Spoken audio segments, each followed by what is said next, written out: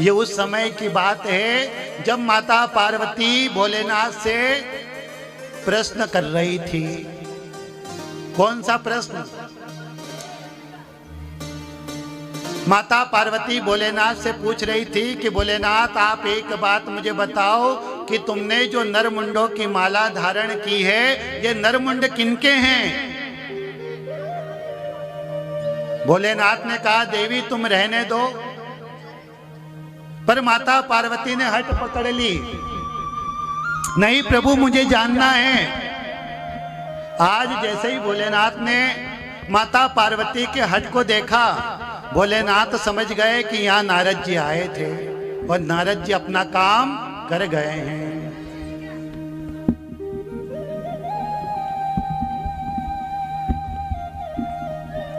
कई बार माता पार्वती ने जब शिव जी से पूछा, नहीं प्रभु मेरी सुनने की इच्छा है,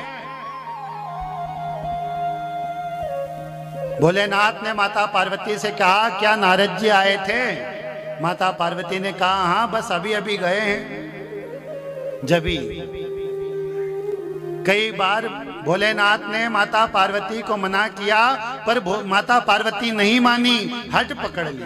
नहीं प्रभु मुझे जानना है कि ये नरमुंडों की माला किनकी है। जब माता पार्वती ने हट पकड़ ली तो भोलेनाथ ने कहा देवी ये तुम्हारे ही नरमुंड है।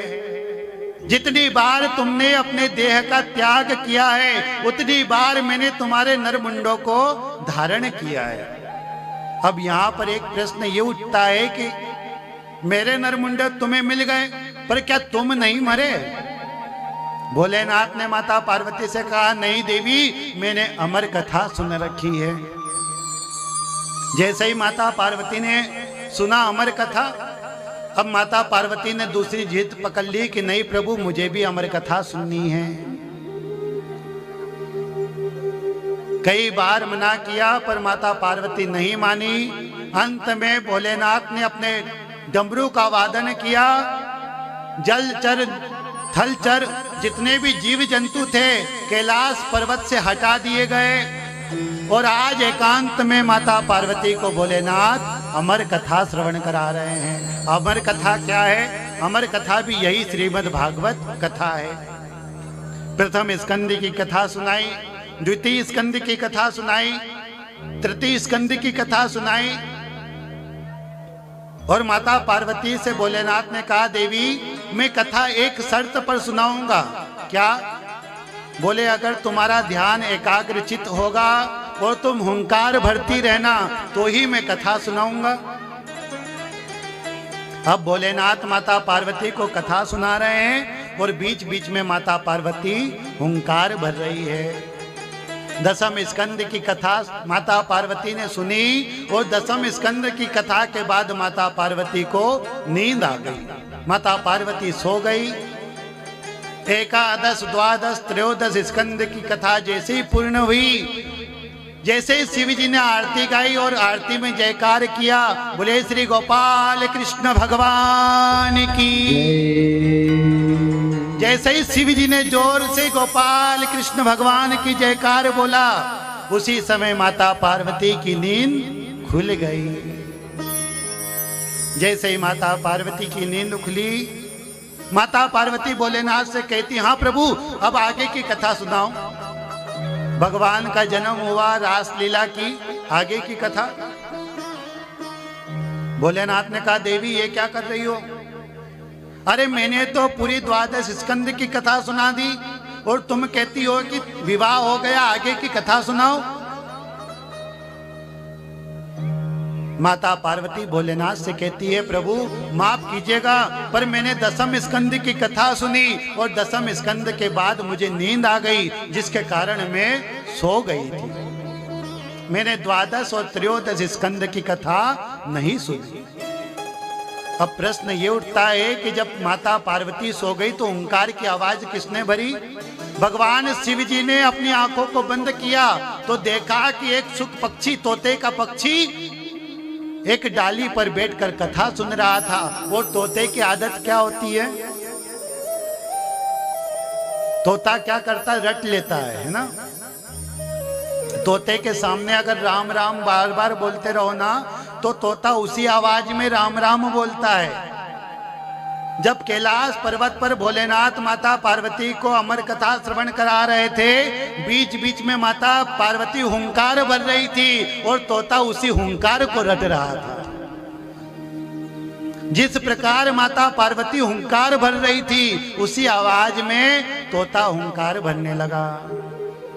भोलेनाथ ने अपने त्रिशूल को आदेश दिया। त्रिशूल जैसे ही सुख पक्षी की ओर जाने लगा, सुख पक्षी वहां से उड़ गया और उड़ते उड़ते महाराज व्यास जी के आश्रम में बिटिका देवी आचमन कर रही थी। व्यास जी की पत्नी सुखदेव जी की मां उसी समय मुख के माध्यम से पेट में चला गया। त्रिशूल जैसे ही व्यास जी के आश्रम के पास आया, व्यास जी संध्या वंदन कर रहे थे, त्रिशूल को बाहर ही रोक दिया। यहां पर अस्त्र शस्त्र की आवश्यकता नहीं है। भोलेनाथ ने इधर देखा कि मैंने त्रिशूल को बहुत समय से भेजा है, त्रिशूल अभी तक लौट कर नहीं आया। भोलेनाथ ने आंखों को बंद किया तो त्रिशूल व्यास जी के आश्रम के बाहर खड़ा था। भोलेनाथ कैलाश पर्वत से अंतर ध्यान हुए, व्यास जी के आश्रम के पास आए। व्यास जी ने जैसे ही भोलेनाथ का दर्शन किया, हाथ जोड़कर नमस्कार किया, भोलेनाथ का स्वागत किया।